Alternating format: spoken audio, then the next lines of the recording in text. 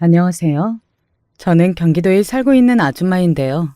저는 되게 고지식하고 고리타분하고 무덤덤한 남자를 만나 결혼을 했습니다. 아무리 그래도 제 배우자인데 너무 평가를 나쁘게 하는 것 아니냐고요? 하지만 진짜 그랬던 것을 어찌하나요? 저는 평범한 부모님 아래 평범한 가정에서 태어나 자랐어요. 형제는 위로 언니 하나가 있고요. 아들 없이 딸만 둘인 게 아쉽다고 하시며 친가에서는 씁쓸한 입맛을 습관적으로 다셨습니다.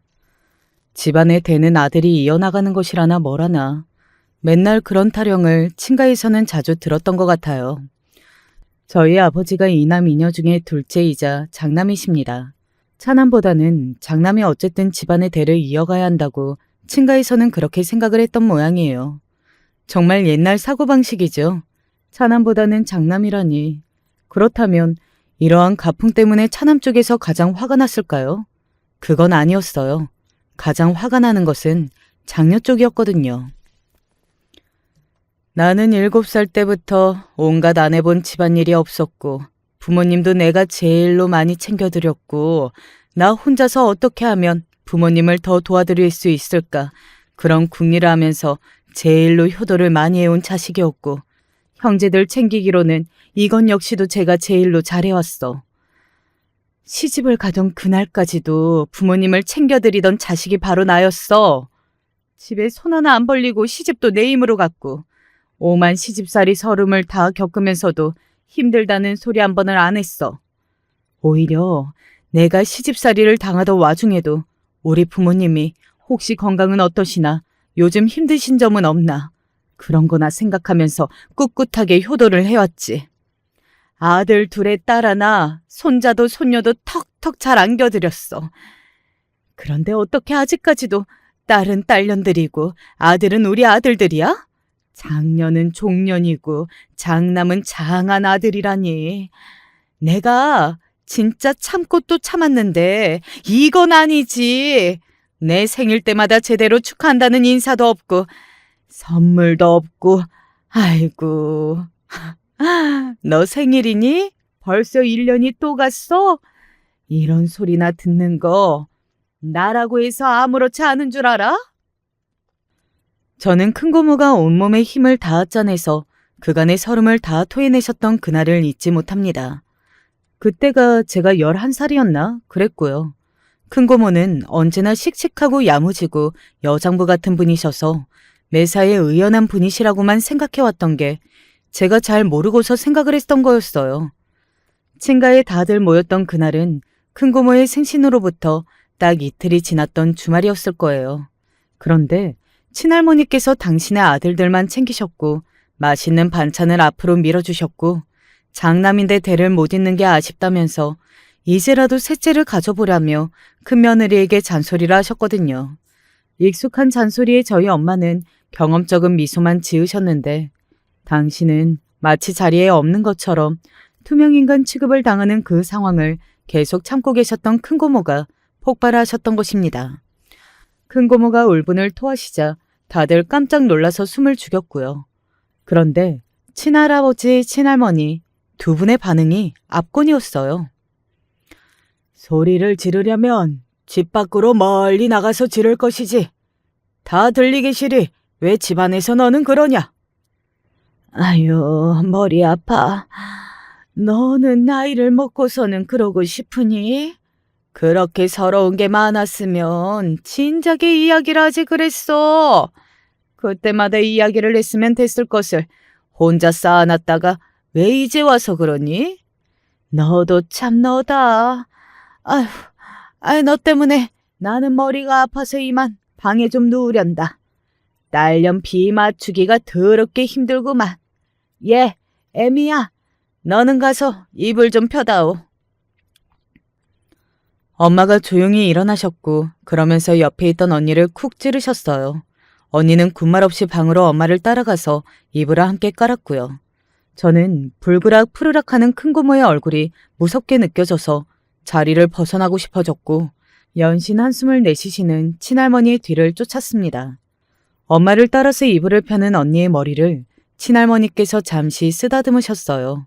문가에 서 있던 제가 그 광경을 보았습니다. 아이고, 기특해라. 요것이 가랑이에 달릴 것만 달리고 태어났어도 아무 문제 없었을 것을. 기집애라서 아쉽다 아쉬워. 기집애인데 뭘 하겠어. 기집애인데 뭐가 되겠어. 기집애한테 나는 기대도 안 해. 아휴, 머리야. 잠시 후 집으로 돌아오던 차에서 언니와 저는 나란히 뒷좌석에 앉아 있었습니다. 제가 소곤거리면서 언니한테 물어봤어요. 언니, 괜찮아? 아까 할머니가 너무하셨어. 그치? 동생으로서의 애교를 좀 부렸던 것뿐인데 언니가 저를 살벌하게 노려봤습니다. 너는 바보라서 말이 안 통하니까 나한테만 자꾸 모진 소리를 하시는 거야. 바보라니? 나 바보 아니야. 시끄러워, 이 바보야. 나는 오늘 큰 고모를 보면서 느꼈어. 나는 절대 딸내미라 해서 여자라고 해서 얌전하게 숙이고 살지 않을 거야. 왜 살신성인의 자세를 꼭 가져야 돼? 그게 왜 장녀의 미덕이야. 희생하며 사는 것보다 내 인생 멋지게 꾸리는 게 나는 우선이라고 생각해. 나는 꼭 이 다음에 사회에 나가서 성공할 거야. 우와, 멋있다. 언니, 그런데 어떻게 하면 성공을 할 수가 있어? 우리는 부자가 아닌데 무슨 방법이라도 있어? 너 혹시 나 비웃니? 바보 주제에? 나는 너처럼 바보가 아니라서 공부를 잘하면 돼. 오늘 분노가 터진 건 큰고모 혼자가 아니야. 나도 포함이야. 나는 그렇게 살지 않을 거야. 결혼도 잘할 거야. 만약에 고모부가 뚜렷한 직업도 없고 한량 같으신 분이 아니었다면 고모도 분명히 지금과는 취급이 달랐을걸? 나는 그렇게 확신해. 언니의 눈이 이글이글 타오르고 있었습니다. 그날의 여파는 상당히 써요. 큰고모의 화는 좀처럼 풀릴 줄은 몰랐죠. 당신이 진지하게 화가 많이 나셨건만 그것에 대고서 제가 왜 저래? 라는 반응이 돌아왔기 때문에 더욱 화가 치밀었으며 상처가 되었다는 것이 큰고모의 입장이었어요. 하지만 그렇게까지 큰고모가 이유를 세세히 밝혀주셨음에도 불구하고 친할머니께서는 납득이 안 된다는 반응이셨고요. 나이를 헛먹었나? 왜 삐지고 그런다? 큰고모는 심각하셨는데 그걸 친할머니께서는 삐졌다라는 가벼운 평가로 포장하셨습니다.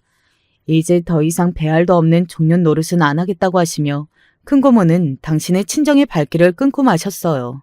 연락도 받는 둥 마는 둥 하셨고요. 그러자 작은 고모도 슬그머니 딴청을 부리기 시작하셨죠.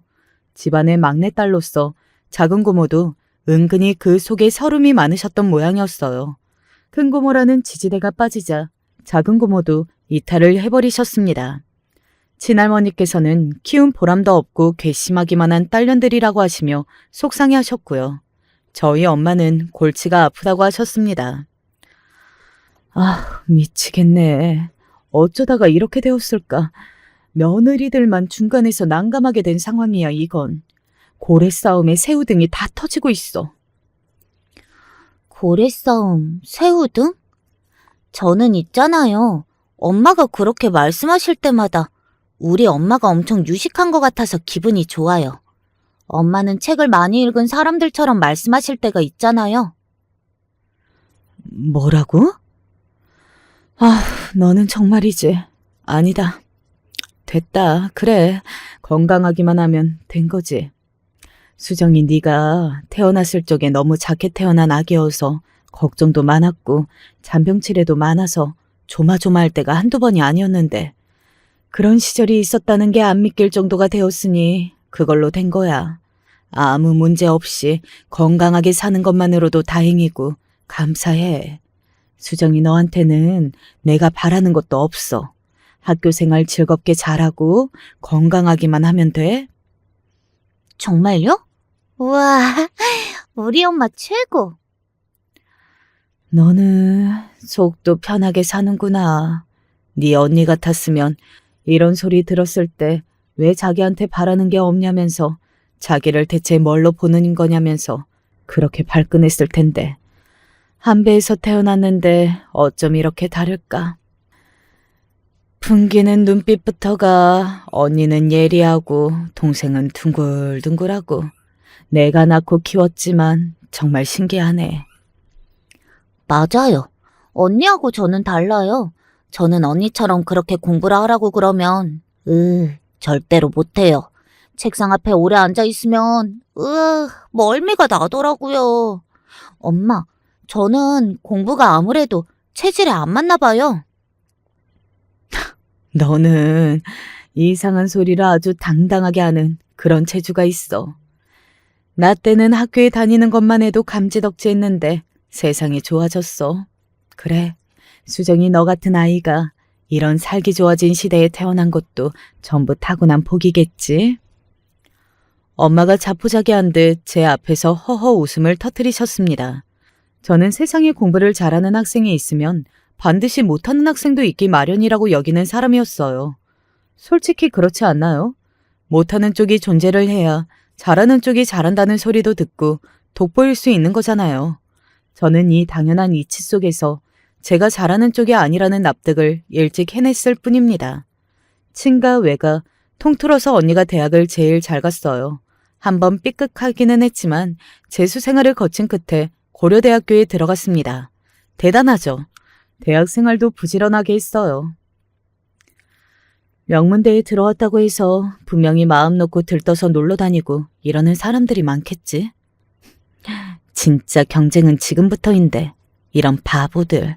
집안 배경 뒷배가 빵빵한 사람들이 아니고서야 지금부터 피 터지게 노력을 해야 하는 법이지. 강의표를 정리하면서 광기 어린 눈빛으로 외치고 웃던 언니의 모습을 보고 저는 새삼 놀라서 입이 쩍 벌어졌습니다. 그 이전까지는 솔직히 즐겁고 건강한 학교 생활이나 하면 그것으로 전부라고 생각해왔던 저였는데요. 전공 서적들을 차곡차곡 정렬하면서 빛나던 형형한 언니의 눈빛을 보니까 제가 너무 아니라고 현실 감각이 없는 바보처럼 느껴지고 말았습니다. 아무래도 언니가 놀려댔던 것처럼 저는 바보가 맞았나 보더라고요. 수정아, 너네 언니 대학생이라고 그랬나? 어디 대학교 다녀? 우리 언니? 고려대학교 다니는데? 뭐라고? 고려대학교? 오, 진짜요? 와, 장난 아니다. 대수롭지 않게 질문을 던졌던 학교 친구들의 얼굴에 감탄이 번졌고요. 어느새 저희 엄마의 어깨에는 힘이 들어가 있더라고요. 그뿐인가요? 미묘한 차이였지만 자식인 저는 알 수 있었어요. 엄마의 턱이 이전보다 위로 들렸다는 사실을 말입니다. 언니가 명문대생이 되고 난 후에 일어난 변화였죠. 그리고 결정적으로 표정에 여유가 생기셨어요. 흐뭇한 미소를 자주 짓게 되셨습니다. 잘 키운 딸 하나, 열아들 안 부럽다는 소리가 괜히 있는 게 아닌 것 같아요. 그치요, 어머님? 엄마가 호호 웃으실 때마다 친할머니께서는 머쓱해 하시면서 그러게 라고 하실 뿐 별다른 말씀을 못 하셨습니다. 과거를 생각한다면 실로 놀라운 모습이었죠. 엄마는 친인척들 앞에서 언니 자랑을 매번 빼먹지 않으셨습니다. 언니가 야물딱져서 대학 졸업 후에도 사회생활을 잘할 거라고 자기 앞길 잘 펼칠 거라고 호언장담을 하셨고요. 그럴 때마다 친인척들은 모두 부러운 눈빛을 보냈습니다. 이런 게 혹시 가진 자의 여유라고나 할까요? 엄마는 어느새 큰 고물을 먼저 챙기는 분이 되셨어요. 형님, 다 같이 강원도에 가기로 한 거요. 도착하면 점심부터 먹어야 할 텐데 어디로 정할까요? 그런 걸 왜 나한테 물어? 내가 뭘 안다고. 형님이 잘하시니까 그렇죠. 이상하게 형님이 가자고 한 곳은 다 괜찮더라고요. 내가 장소를 잘 보기는 하지. 그런 쪽으로 감이 좋아서. 다들 형님이 어디로 가자고 해야 믿고 안심하고 가는 거 아시죠? 옳게는 뭘 또 말을 그렇게 해. 그러면 점심이니까 가볍게 칼국수로 할까? 칼국수 좋죠. 어머님도 면 잘 드시니까 좋아하실 것 같아요. 역시 형님이 이런 거 결정을 잘 하신다니까요. 사람 비행기 좀 그만 태워. 이러다가 유럽까지 날아가겠어. 자식을 대학에 잘 보내서 그런가? 올케가 아주 센스라는 게 똑부러지는 사람이라는 게 옛날에는 몰랐는데 지금에 와서는 아주 잘 보이네. 엄마가 축혀 세워주시는 게 큰고모 입장에서는 좋으셨나 보더라고요. 사람 마음이라는 게 사실 베푼 만큼 돌려받았으면 싶은 것이고 대접이나 대우를 받으면 어깨가 으쓱해지고 크게 화가 났던 것도 단순한 계기 하나로 풀어질 수 있는 법이잖아요. 큰고모가 그러셨나 봐요. 사남매 중에서 서열 1위, 맞이의 위험, 이런 걸 작게나마 확인받으실 때마다 숨길 수 없게 입꼬리가 춤을 추셨거든요. 큰고모가 다시 당신의 친정에 왕래하며 지내시자 작은 고모도 따라서 그렇게 하셨고요. 자연스레 그 중심에 계신 엄마의 존재감은 과거보다 더욱 커져 있었습니다. 그러니까 전부 이러한 것들 때문에 제가 대학에 진학을 하였다는 이야기예요. 일렬의 변화들을 전부 제 두 눈으로 목격하였기 때문에 고려대 하나가 이렇게 만든 거다 라는 판단 아래 제가 대학 입학이라는 것을 난데없이 목표로 담게 되었던 것입니다. 지금 현재보다 그 당시의 대학의 중요성이 훨씬 더 컸다는 사실은 굳이 언급할 필요도 없겠죠. 한번 대학을 가야겠다는 생각이 들고 나니까 전국 대학의 서열이라는 게 눈에 들어오기 시작했고 적나라한 저의 성적표가 보이기 시작하면서 그때부터는 전쟁이었습니다. 아무 생각이 없이 지냈던 저였기에 맨땅에 헤딩을 하는 모양새로 공부를 시작해야 했는데 도저히 불가능할 것 같아서 아예 놓아버리는 게 낫겠다는 생각이 들 때마다 광기에 차있던 언니의 눈빛을 떠올리며 인내심을 끌어올렸습니다. 스카이 입성을 해낸 언니에게 절대 비할 바는 못 되었지만 저는 서울 소재의 4년제 대학에 입학하는 쾌거 정도는 이루어냈답니다. 수정이 너 공부 못하는 거 아니었니? 그랬는데요. 대학에 가야 할 것 같았고 이왕이면 조금이라도 더 좋은 대학에 가고 싶어서 열심히 공부했어요. 뒤늦게 열심히 한다고 해서 이렇게 될 수가 있나? 알고 보니 얘가 진짜 천재였던 거 아니야?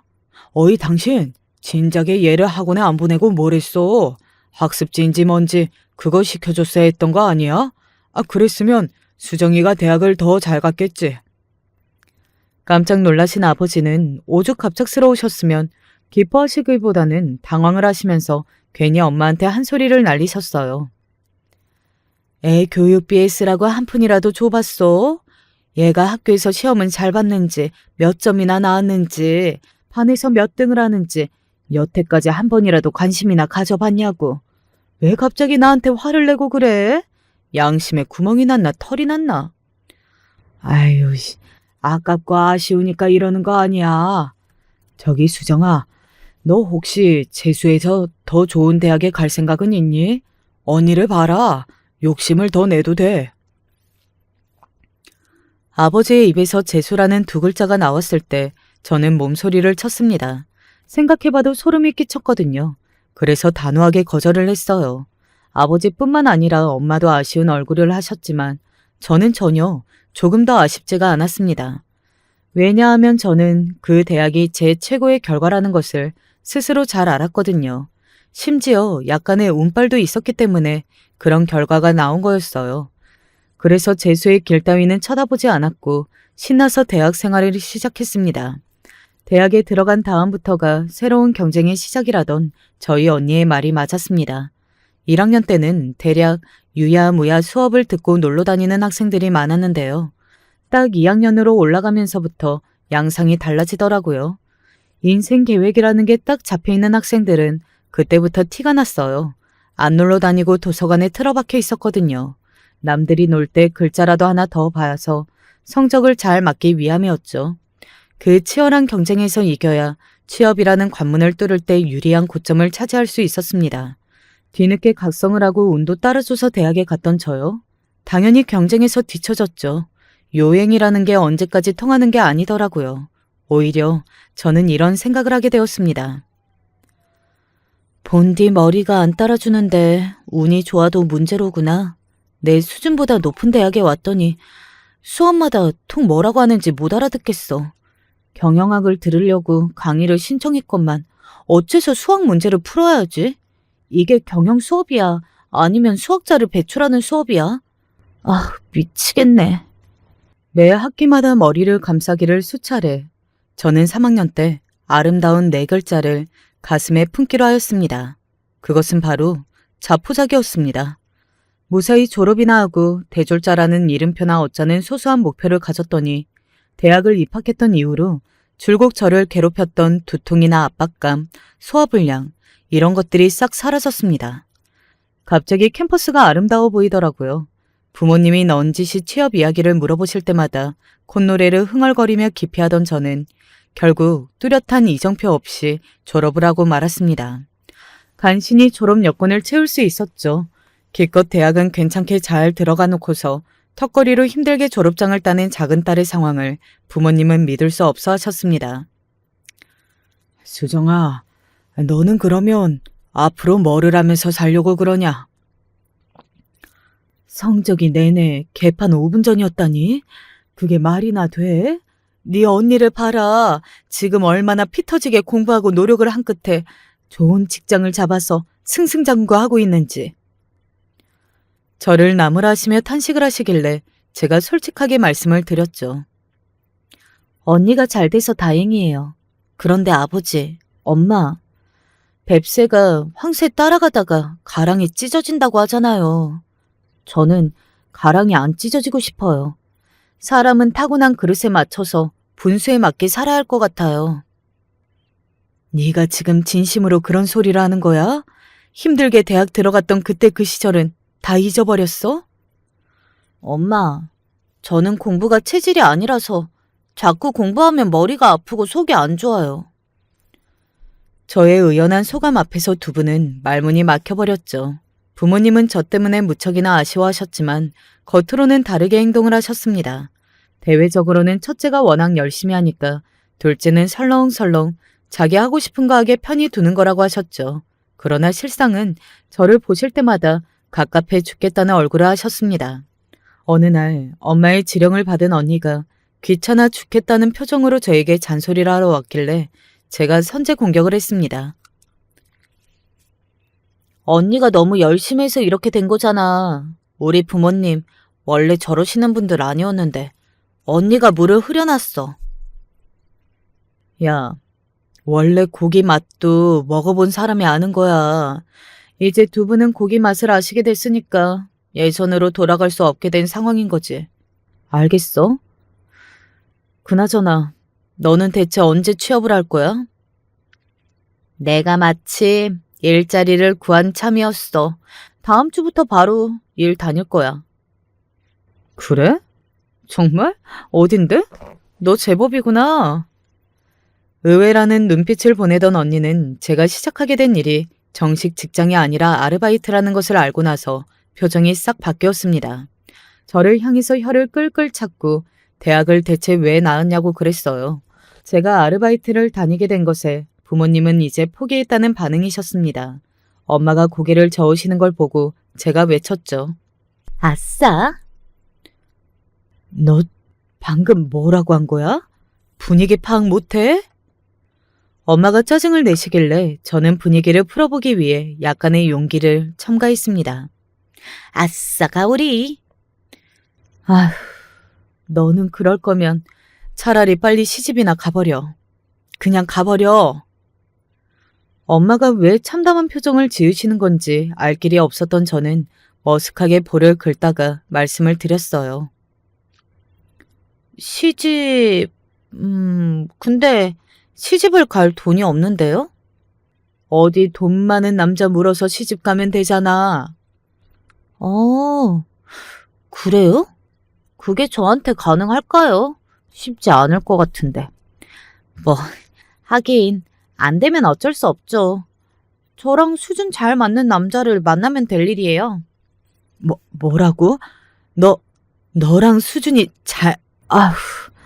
아니야, 그건 별로 좋은 생각이 아닌 것 같구나. 너 하나 시집 보낼 형편은 된다. 왜냐하면 네 언니는 알아서 잘하니까 그쪽은 걱정할 필요가 없지. 네 언니 눈에 도끼 가득 찬 거 봐라. 우리 집은 너만 시집 보낼 때 신경 쓰면 돼. 그러니까 너무 수준 낮은 놈하고만 만나지 마라. 너랑 안 비슷한 놈이면 좋겠어. 미래는 모를 일이지만 네 언니는 자기 같은 짝을 만날 듯 싶구나. 언니가 저번에 그랬는데 자기는 좀만 받쳐주는 집에서 태어났어도 정말 다르게 살았을 거라고 그랬어요. 뭣도 없는 집안에서 태어나서 이 정도로 한 것만 해도 자기는 대단하다고, 그렇게 생각한다고 막 그러던데요? 제가 쫑알쫑알 떠들고 나자 엄마가 딴 데를 바라보며 헛기침을 여러 번 하셨습니다. 수정아, 너는 좋게 말하자면 꿍꿍이가 없고 해맑고 긍정적이야. 그런데 나쁘게 말을 하자면 생각 없이 직설적이야. 조신하게 가식을 떨어야 괜찮은 놈을 만날 수 있을 거니까 너는 말하는 걸 신경 써야 돼. 그래요? 알겠어요, 엄마. 그 이전에 제발 제대로 된 직장을 좀 잡으면 좋고 제대로 된 취업을 해내거나 빨리 시집을 가거나 가만 보니까 양자택일이었어요. 하지만 신기하게도 저는 아르바이트가 적성에 맞았지 뭔가요. 그래서 일을 늘리다 보니까 당시 가장 흔하게 널린 단순 사무직이 받는 기본급 딱 그 정도를 벌었습니다. 저는 행복했는데 그런 저를 보는 주변의 시선은 곱지가 않았죠. 그래봤자 아르바이트 따위가 하면서 말입니다. 어느 날은 큰 고모가 저를 붙잡고서 말씀하셨어요. 너희 집은 자매가 어쩜 그렇게 다르니? 한쪽은 너무 엄격하고 한쪽은 너무 천하태평이야. 얘 수정아, 나는 네 나이 때 일을 다녀본 경력도 꽤 가진 뒤였고 결혼도 했고 그런 상태였단다. 천하태평인 적이 없었지. 하지만 그렇게 사신 걸 후회하신다고 하셨잖아요. 내가? 네. 괜히 죽도록 열심히 하고 쫓기듯이 살면서 효도하느라 고생했다고. 누구 하나 알아주지도 않는데 괜히 그렇게 살았다고. 젊은 시절은 전부 다 후회되는 일투성이라고 그러셨잖아요. 기세 좋게 포문을 여셨던 큰 고모는 제가 명랑하게 대꾸라 하자 그 뒤로 잠시 침묵을 지키셨습니다. 큰 고모의 얼굴에 식은땀이 삐질 흐르는 것 같이 보이기도 했네요. 내가 보기에 너는 영영 그렇게 생각 없이 살 것 같은데 대체 누구를 만나서 시집을 갈지 그게 궁금하네. 너처럼 똑같은 생각 없는 놈 만나면 끝이다. 끝. 네 엄마 생각해서라도 제발 그런 짓만은 하지 마라. 그러면 저는 어떤 남자를 만나야 해요? 아주 유용한 조언 하나 해줄까? 너와 반대인 남자를 만나라. 진심으로 내가 너를 위해서 하는 소리야. 큰 고모는 저희 엄마에게 고마움을 느끼고 계셨어요. 그래서 엄마가 암만 아닌 척을 하셔도 저 때문에 열불 터지시는 걸 아마 다 아셨을 겁니다. 진심 가득한 큰 고모의 눈빛, 말투 이런 걸 보고서 저도 왠지 진지해졌고 신중하게 고개를 끄덕끄덕 했습니다. 갑자기 각성을 해서 대학에 갔던 것처럼 저는 약간 한다면 하는 기질을 지니고 있었죠. 이듬해 저는 여전히 직장 같은 아르바이트 생활을 하고 있었고 돈 걱정은 없었으며 이 정도 버는 것만으로도 만족했고 여유로웠고 남들이 뭐라고 하든 신경 안 썼습니다.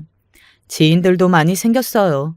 결정적으로 남자친구도 생겼는데 가까운 지인들에게 소개를 시켜주고 나면 반응이 다들 비슷했습니다. 수정아, 둘이 대체 어쩌다가 만나게 된 거야? 우리가 성격이 좀 달라 보이기는 하지. 그런 반응 이제는 익숙해. 물과 불 혹은 물과 기름 같다는 소리는 이미 꽤 듣고 있어. 그게 아니라 아예 자석에 S극과 N극 같던데. 무슨 소리야? 안 그렇게 보여도 우리 두 사람 제법 잘 맞아. 저보다 4살 연상의 남자친구. 사실 처음에는 2살 차이인 줄 알았어요. 저한테 손으로 뿌이를 하면서 자기가 2살 더 많다고 했기 때문입니다. 그러자 또래라서 너무 좋다고 저는 신이 나서 방방 뛰었고요. 그런 저를 보면서 약간 놀란 듯 머쓱한 표정을 짓는 그 얼굴이 듬직해 보였습니다.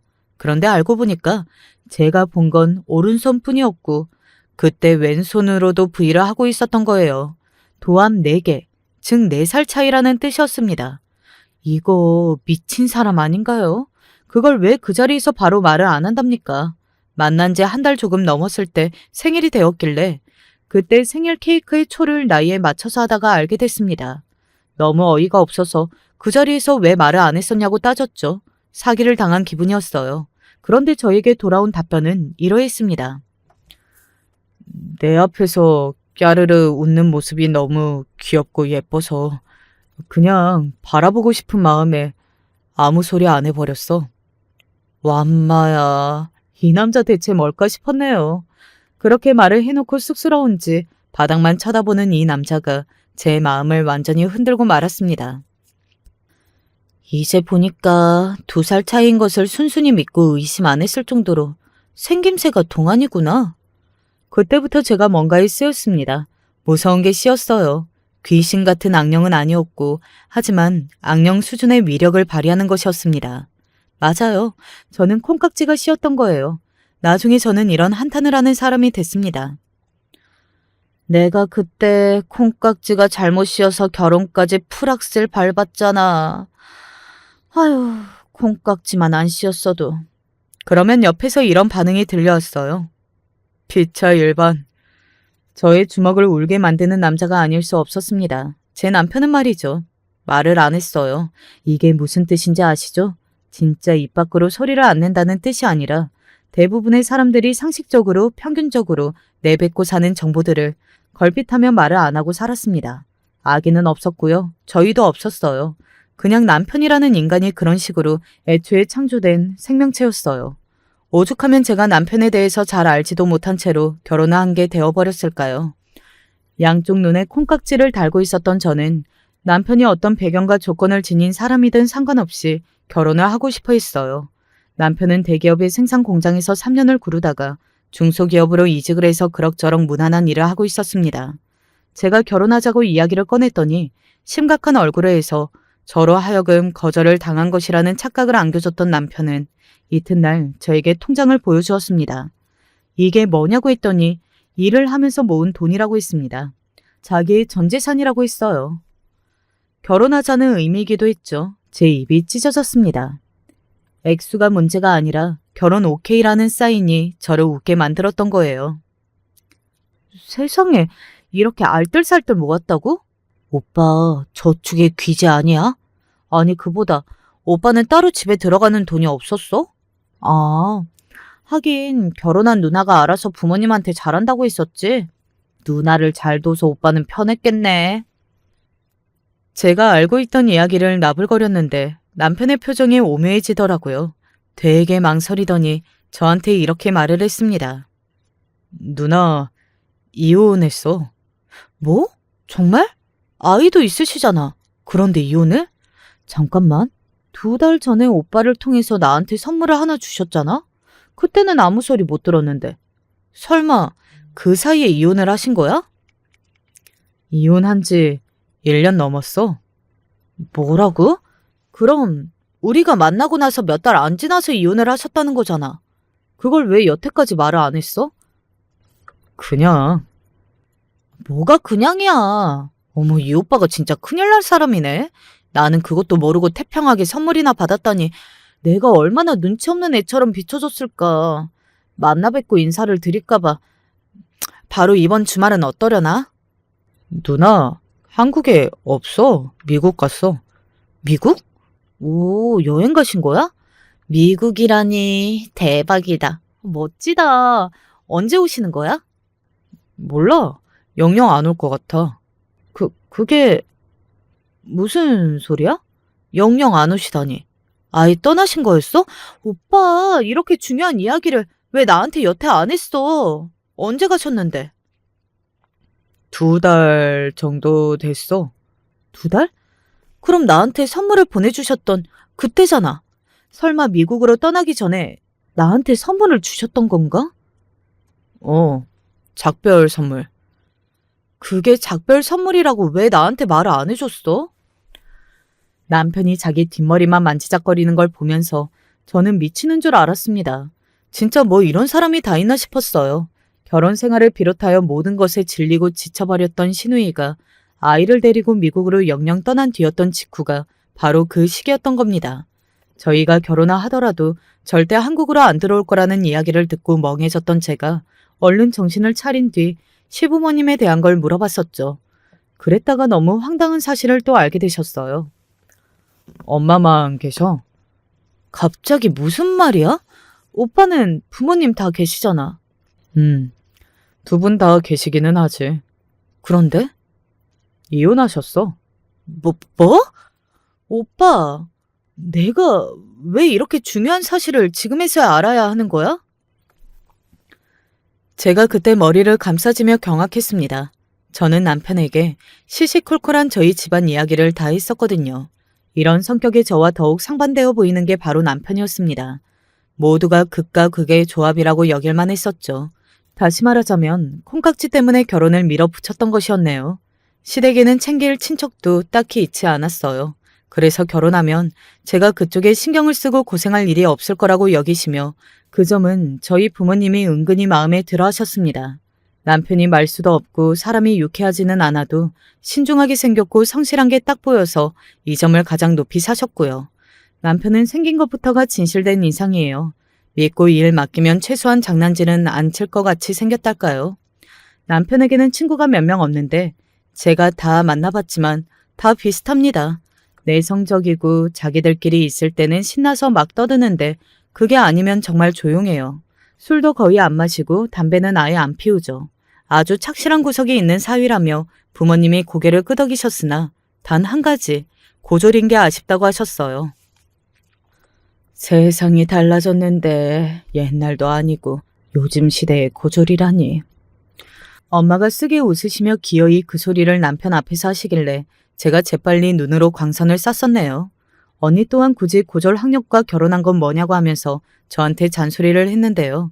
남편이 겸손하게 굴면서 언니를 향해 명문대 나오신 게 멋지다고 추켜 세우는 바람에 언니의 입이 좋아서 실룩거렸어요.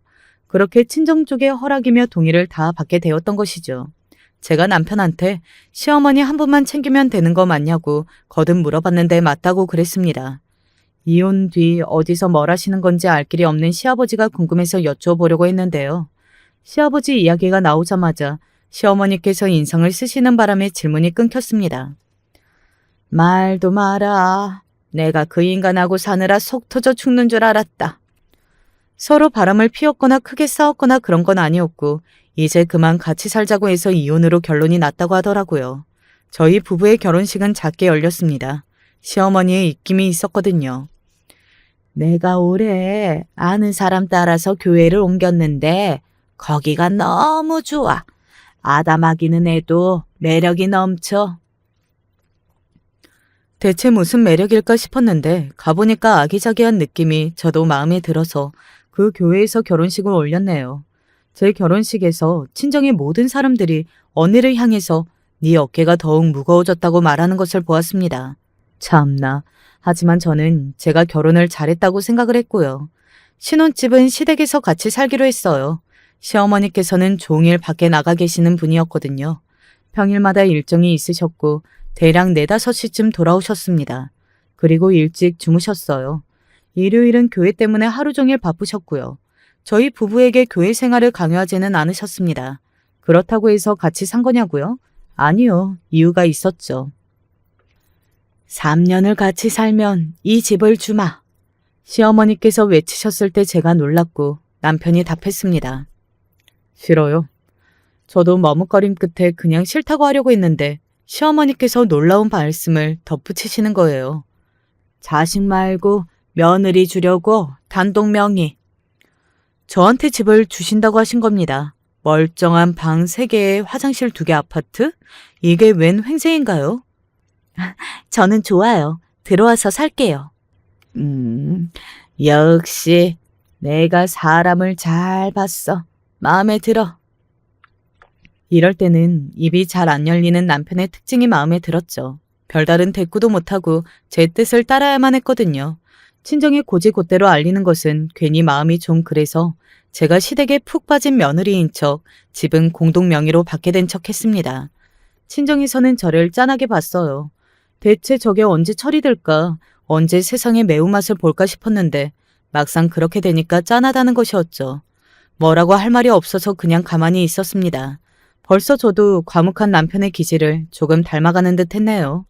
야만 가득한 언니가 대간절 결혼을 누구랑 할까? 저러다가 영영 못하는 건 아닐까 싶었는데 하기는 하더군요. 7살 연상하고 있습니다. 형부는 능력이 무척 좋으신 분이에요. 대학원은 외국에서 나오셨고요. 일만 하시다가 결혼 시기를 조금 놓치셨는데 그래서 나이가 차신 후에 결혼을 하셨고요. 형부는 어려울 것 하나 없이 제법 유복한 집안에서 자라신 분입니다. 탄탄대로의 정석을 걸어오셨죠. 그래서 그런지 그 집안이 잘난 척을 좀 하는 모양이었어요. 아닌 척하지만 언니가 자기 시댁 이야기만 나오면 이를 꽉 깨물고 주먹을 꽉 쥐는 것을 제가 봤거든요. 괜찮아. 세상에 공짜가 어딨어. 원래 대가가 전부 따르는 거야. 일밖에 모르는 사람이지만 그래도 바보 천지하고 결혼하는 것보다는 100배 1000배 나았어. 이 세를 생각해도 그렇지. 나이가 들어서도 여전히 계획적인 언니였습니다. 저는 결혼 2년 만에 아들을 낳았어요. 친할머니께서는 제가 드디어 장한일 한 가지를 했다고 해주셨었죠. 시댁에서 사니까 당연히 아기는 시어머니께 맡겼는데요. 그러고 나서 한 5개월 정도가 지났을 때 진지하게 하실 말씀이 있다고 하시면서 저녁에 저희 부부를 앉히셨습니다. 내가 너무 힘들어서 안 되겠다. 더 이상은 내가 애를 못 봐주겠어. 청척병력에 제가 입을 벌리고 있을 때 남편이 제안을 드렸습니다. 용돈 더 드릴 테니까 앞으로도 잘 봐주세요. 시어머니께서는 오만 관절이 쑤셔서 안 되겠다고 하시던 참인데 거기다 대고 그런 소리라니 제 남편이지만 대단했습니다. 하지만 시어머니께서 더욱 대단하셨어요. 역으로 이런 제안을 저한테 주셨거든요. 너 시답지 않는 일, 나불랭이 뭐 다니는 거 그거 그만해라. 집에서 애나 봐라. 내가 너 돈 줄게. 이혼한 남편한테 돈 받은 거 있고 이혼한 사위한테도 돈 안 찾아간 딸년 대신에 중간에서 내가 받은 돈도 있어. 네? 그치만 어머님, 제가 아르바이트에 얼마나 진심인데요. 달에 200. 다음 주까지만 일하고 그만두겠습니다. 200만 원 소리를 듣자마자 갑자기 아르바이트에 대한 애정이 떨어져 버렸고 육아를 하고 싶어졌습니다. 나중에 제가 시어머니께 효도하면 된다는 생각으로 진짜 그 돈을 매다 받았고요. 3년 3개월째의 그 아파트 제 명의가 되었습니다. 남편은 옆에서 아무 소리도 안 했네요. 딱 그 시기에 의문의 연락이 왔으니 바로 시아버지셨습니다. 다짜고짜 남편을 혼내셨어요. 너 이 자식아, 왜 네 엄마한테만 붙어먹었어? 공평하지가 못하잖아. 남편은 둘러댈 말이 없었는지 시어머니로부터 집을 받으려고 그동안 같이 살았다는 식으로 대답을 하였죠. 아니 세상에나 시아버지께서는 멀쩡히 제주도에 살고 계셨더라고요. 저희한테 딱히 할 거 없으면 제주도에 내려와서 살라고 하셨어요. 갑자기 웬 제주도인가 싶어서 경험쩍게 거절하려던 제 귀에 들려온 음성이 있었습니다. 내려와서 살면 여기 땅 줄게. 구경이나 할까 싶어서 내려가 봤더니 너무나도 제 취향에 맞는 거예요. 게다가 남편은 조용한 걸 좋아하니까 이곳에서의 생활도 반길 게 뻔했고요. 시아버지께서는 알고 보니 일본 싱가포르를 자주 다니시느라 무척 바쁘신 분이었습니다. 사업가이셨고 자산가이셨어요. 내가 이 질문을 그동안 너무 자주 한 것 같아서 이제는 안 하려고 했는데 또 해야겠어. 아버님이 이런 분이시라고 대체 왜 말을 안 했어? 심지어 나 몰래 아버님하고 그간 연락도 했었어? 애기 사진도 보내드리고. 근데 나한테는 말을 안 해?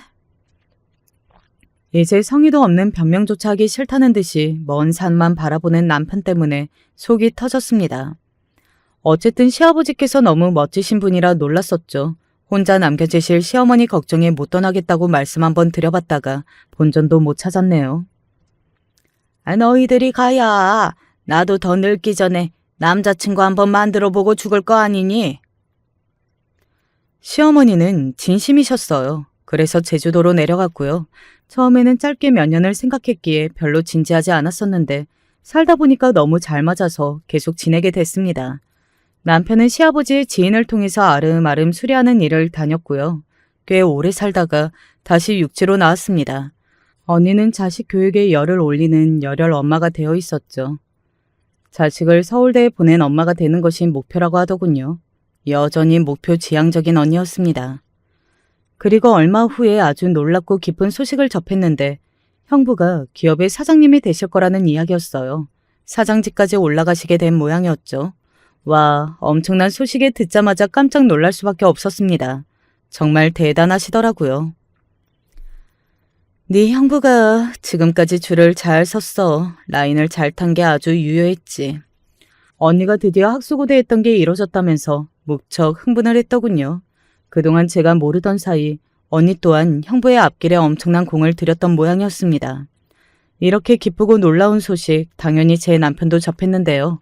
저희 가족이 제주도를 떠나자 횡하고 적적해졌다고 하시면서 자주 연락을 하셨던 시아버지로부터 남편이 무슨 이야기를 들었다더라고요. 저희 형부 이야기를 남편이 시아버지께 알려드린 후 듣게 된 내용이었는데 그야말로 놀랄 노자였습니다. 놀란 가슴을 안고 친정 식구들이 싹 다 모인 자리에 나갔었죠. 형부의 사장 취임을 축하하기 위해서 모인 것이었고요. 저를 보자마자 언니가 또 자신이 그동안 얼마나 슈퍼우먼으로 살아왔는지 설명을 신나게 하길래 제가 말을 해줬습니다. 언니, 먹는 거나 잘 챙겨 먹어. 왜 이렇게 피골이 상접했어? 내가? 그냥 신경 쓸 게 하도 많으니까 그랬지. 이제는 한시름 놓고 마음 편히 지낼 수 있을 것 같아. 그런데 확실히 너를 보니까 네가 안색이 좋기는 하다. 제주도 물이 그렇게 좋은가? 너처럼 사는 것도 나쁘지는 않았겠다 싶기도 해. 물론 너처럼 살았으면 내가 지금처럼 이렇게 가진 게 많지 않았겠지. 역시 뭐든지 명과 암이 있는 거야. 글쎄, 나는 서울에 아파트 있고 제주도에 땅 있어서 이 정도면 가진 게 충분하다고 생각해. 뭐가 있다고? 금시초문인데 너 그거 진짜야? 울 남편한테 물어보셔. 나는 시댁에서 받기만 한 거니까. 반쯤은 귀찮은 마음으로 떠넘긴 것이었어요. 당황한 언니가 눈을 크게 뜨고 남편을 찾았죠. 그러더니 제 남편하고 구석에 가서 뭔가 얘기를 나누더라고요. 뻘쭘한 남편의 얼굴을 보며 제가 피식 웃고 있을 때 형부가 다가왔습니다. 처제, 취임식에 올 거지? 당연히 가야죠. 역사적인 순간이잖아요. 저희 부부가 열심히 구석 자리를 빛내고 있을게요. 그런데 격식 높은 취임식에 고졸이 와도 되는 건가 싶기는 하네. 저희 남편이 고졸인 게 왜요? 저는 한 번도 그거 가지고 별거라고 생각해 본 적 없는데요. 좀 그렇잖아. 하여간 가족 찬스가 좋기는 하다. 원래 같았으면 고졸은 낄래야 낄 수 없는 자리인데 언감생심 그런 자리에도 와보고. 근데 처제 갑자기 왜 그렇게 웃어? 거기 기업 최대 주주가 저희 시아버지 되세요. 뭐라고? 아니 처제 무슨 말을 하는 거야? 그러니까 형부가 비웃으신 그 고졸이 기업 최대 주주의 아드님이라고요. 시아버지로부터 들었던 놀랄 노자 이야기가 바로 이거였던 거예요. 형부는 도저히 납득이 안 된다는 듯 넋이 나가버렸는데 바로 그때 언니가 크게 소리를 질렀습니다. 그럼 미국에도 집이 있는 거예요? 그렇게까지 부자였다고요? 별다른 이유 하나 없이 그냥 자기 이야기를 굳이 안 하고 사는 남편이 언니한테 이모저모를 다 털어놓은 모양이었습니다. 까면 깔수록 계속 나오는 양파도 아니거만 알면 알수록 부의 실체가 엄청난 시댁이라는 집안의 진면목이 드디어 외부에도 드러난 순간이었죠. 놀란 형부가 언니한테 달려가서 남편한테 사실을 캐물었고요. 잠시 후 얼굴이 사색이 된 채로 형부가 제 남편 앞에서 사과의 인사를 남겼습니다. 그간 형부가 제 남편을 워낙 아래로 보고 깔보았기 때문에 말이죠. 하지만 남편은 그런 것 따위 신경도 안 쓰고 개념치 않은 사람이었기 때문에 형부의 사과 앞에서 오히려 떨떠름한 반응이었습니다.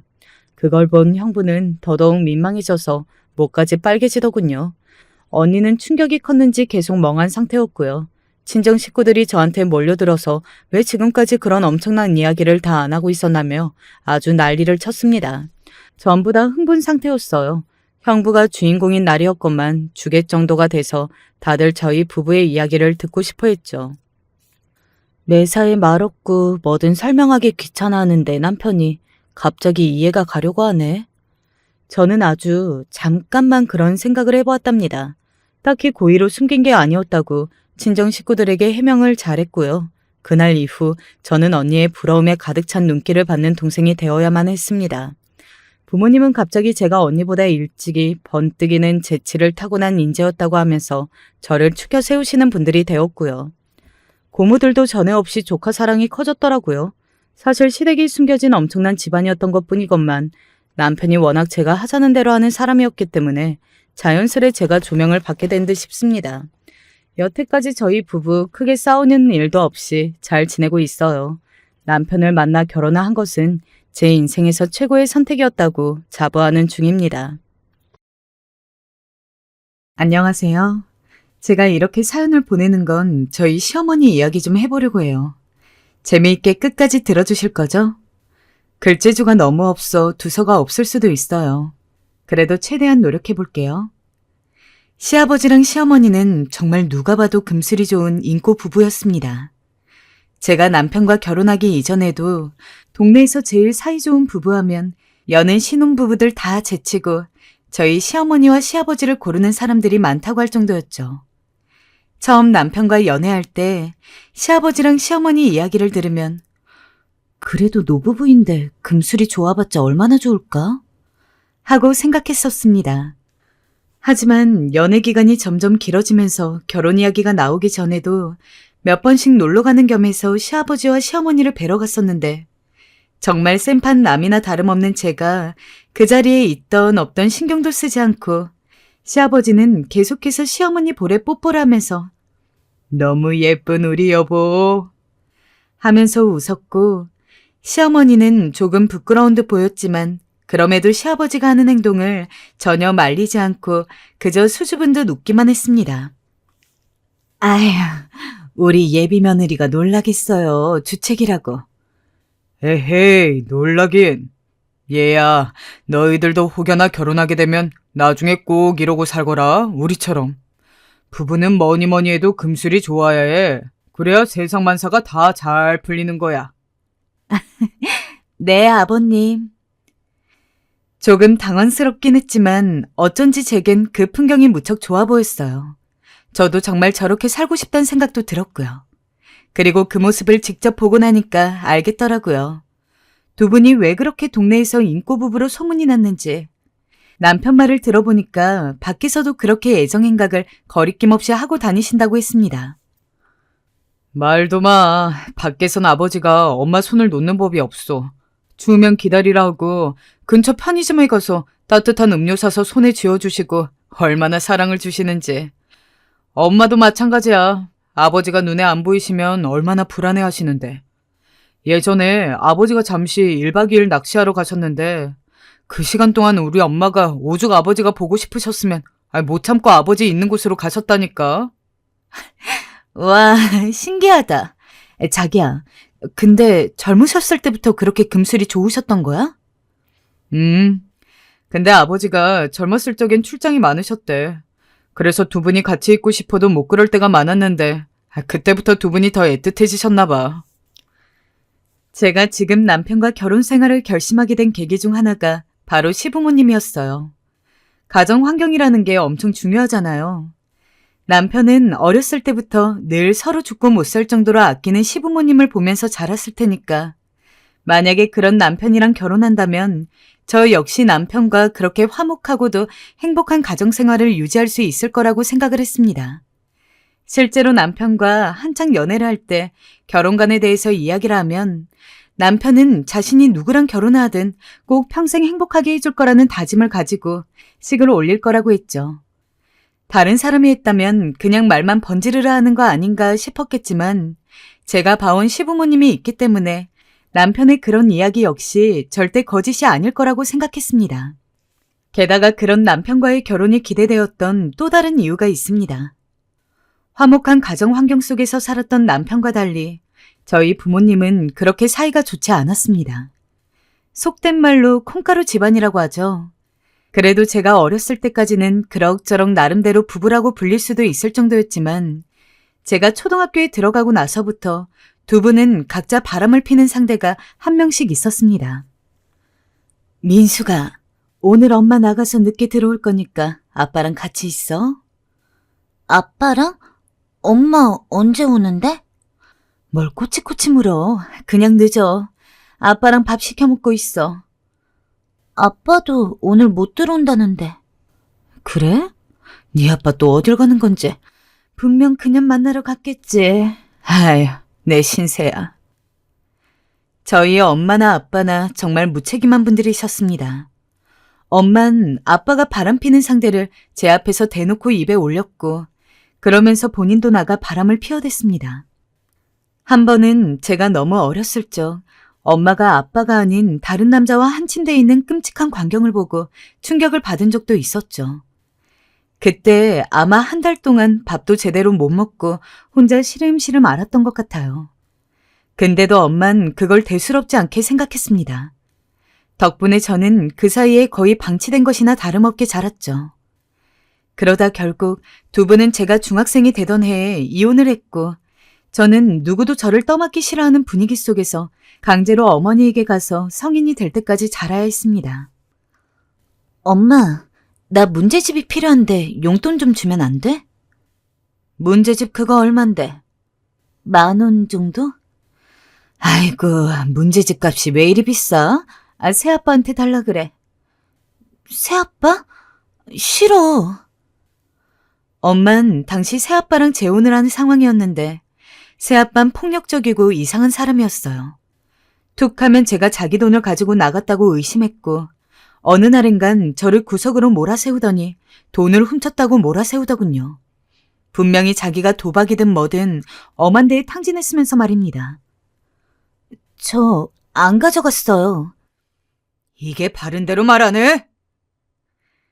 새아빠의 그런 삼엄한 눈초리 속에서 저는 숨도 제대로 쉬지 못하고 자라야 했습니다. 그리고 20살이 되자마자 기다렸다는 듯 집을 나왔죠. 어머니가 그러기를 원하기도 했지만 저 역시 저를 반기지 않는 집에 있고 싶지 않았습니다. 어머니는 저를 돌보는 것보다는 당시 새아빠 몰래 만나고 있던 남자와 약속을 잡고 나가는 것이 더욱 중요했고 저도 어머니가 저를 좋아하지 않는다는 것을 알고 있었기에 처음 어머니와 둘이 살게 된 이후부터 반드시 나가 사는 것을 목표로 열심히 살았습니다.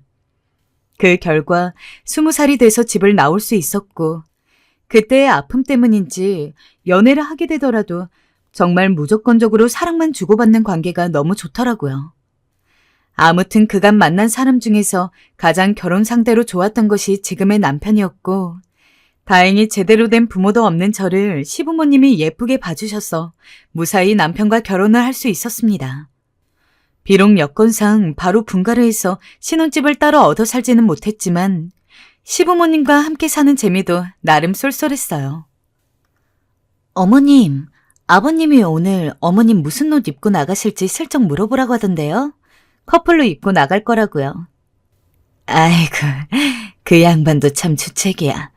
오늘 하얀 꽃무늬 블라우스 입고 나간다고 전해주렴. 네, 알겠어요, 어머님. 정말 저랑 남편이 연애할 때보다도 깨가 쏟아지는 시부모님 덕분에 저는 매일같이 두 분이 오늘은 어떻게 깨를 볶으며 살까 이런 생각만 하더라도 하루가 금방 지나갔어요. 두 분이 결혼한 지 거의 40년 가까이 되었다는데 시어머니 말을 들어보면 젊을 때 연애할 적에도 이렇게까지 다정했다고 하니까 정말 시아버지는 한평생을 시어머니에게만 올인한 분이셨습니다. 또 시부모님은 저에게도 무척이나 잘해주셨어요.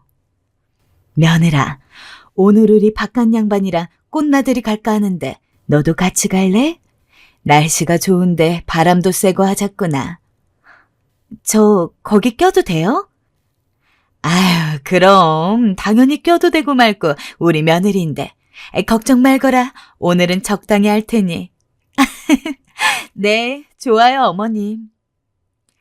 시부모님이 데이트하실 때 가끔 가다 저를 껴주시곤 했는데 그때마다 제가 두 분의 딸이 된 것 같기도 하고 또 다른 사랑을 받는 것 같아 기분이 좋더라고요.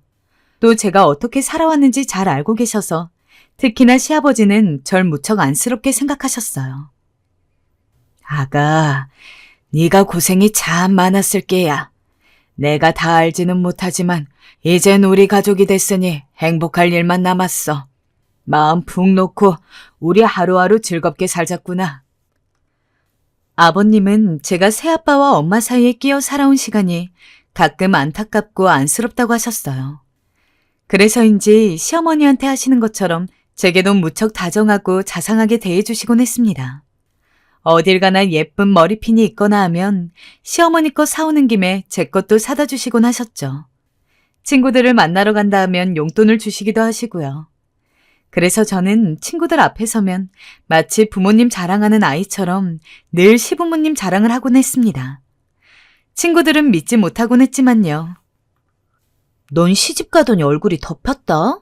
시부모님이랑 사는 거 정말 안 불편해?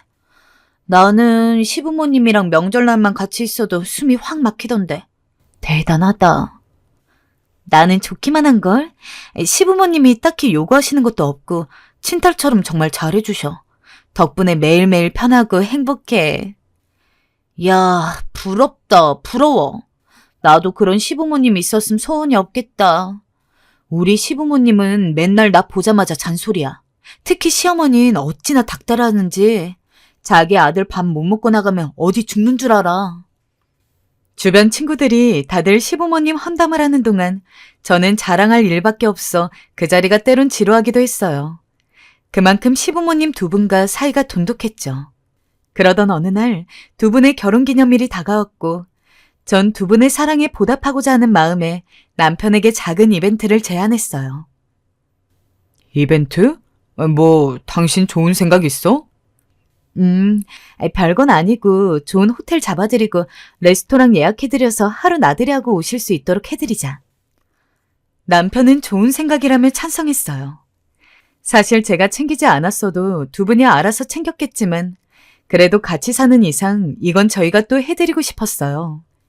그래서 두 분에게 이용권을 드려 편히 쉬실 수 있는 시간을 마련해드렸습니다. 나중에 보니 시아버지와 시어머니는 서로에게 주는 선물까지 이미 마련하셨더라고요. 시아버지께선 어머니를 위해 예쁜 귀걸이를 준비하셨고 시어머니는 시아버지가 좋아하시는 향수와 책을 선물해 주셨더군요. 정말 젊은 사람들 못지않은 감각 있는 선물이었습니다. 그 모습을 보니 같은 여자로서 시어머니가 어떻게 저런 멋진 분을 만났을지 부럽기도 하고 며느리로서 두 분 알콩달콩 사시는 모습이 너무 보기 좋아서 평생 그런 모습만 보고 살았으면 좋겠다고 생각했습니다. 또 별거 아닌데도 호텔에 갔다 온 날 시부모님은 아가야, 이건 네 생각이지? 우리 아들이 이런 이벤트 하는 건 내가 평생 보질 못했고 며느라가 네가 이렇게라도 우릴 챙겨줘서 얼마나 고마운지 모른다. 덕분에 너무 잘 쉬다 왔어? 하고 감사함을 표시하는 의미로 제게 작은 선물까지 해주셨습니다. 시어머니 역시 며느리인 저를 정말 살뜰하게 챙겨주시는 분이었어요. 어머니 사랑을 별로 못 받아본 제게 시어머니는 어떤 면에서는 정말 친어머니보다 더욱더 가족 같은 분이었죠. 제게 김치 담그는 법을 알려주시고 요리 간 맞추는 것도 알려주시고 소소한 집안일부터 시작해서 필요할 땐 인생의 조언들까지. 시어머니는 어떤 이야기든 잘 들어주시고 그에 맞게 조곤조곤 적절하게 이야기를 해주시는 분이었습니다. 힘든 일이 있으면 시어머니라고 너무 어렵게 생각하지 말고 언제든지 이야기해라. 우리 아들이랑 결혼한 이상 너도 우리 가족이야. 그렇게 가족 간의 따스한 사랑이 목말랐던 저에게 시부모님은 어떤 면에서는 한 줄기 빛과 같은 분위기였습니다. 그러다 보니 사실 굳이 분가를 하지 않아도 그냥 지금까지 있어왔던 것처럼 시부모님과 함께 살아도 좋을 거라고 생각했는데 시부모님이 농담 삼아서 너네가 있으니까 우리가 마음대로 사랑한다고 못하잖아. 얼른 분가해라. 라며 장난을 치시기도 했고 남편은 빨리 분가를 하기 바랬기 때문에 저희는 시댁에 산 지 1년 정도 되던 해에 슬슬 분가를 준비하고 나가 살았습니다.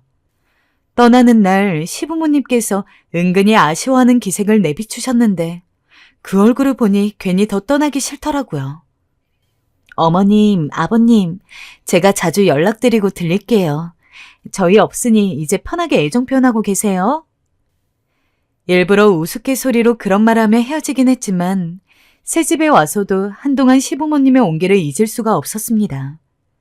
하지만 그러던 어느 날 저희가 분가를 하고 몇 개월 지나지 않아서 급작스러운 비보가 들려왔습니다. 너무나 끔찍한 소식이었어요. 아직도 그날을 잊을 수 없습니다.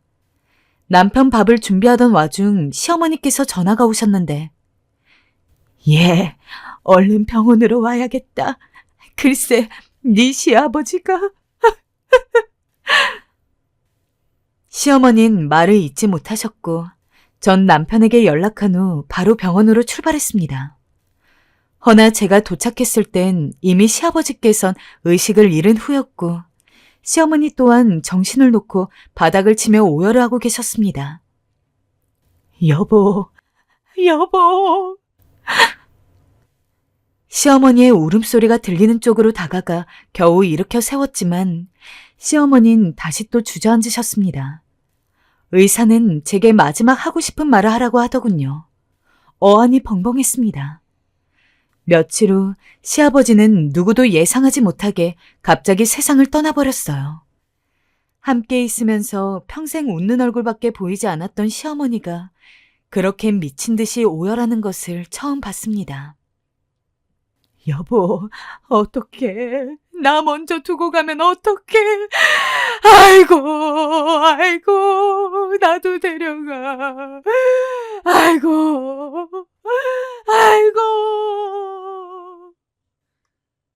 저 역시 갑작스럽게 시아버지가 돌아가셨다는 이야기에 제정신이 아니었죠. 아버님, 어떡해요? 아버님.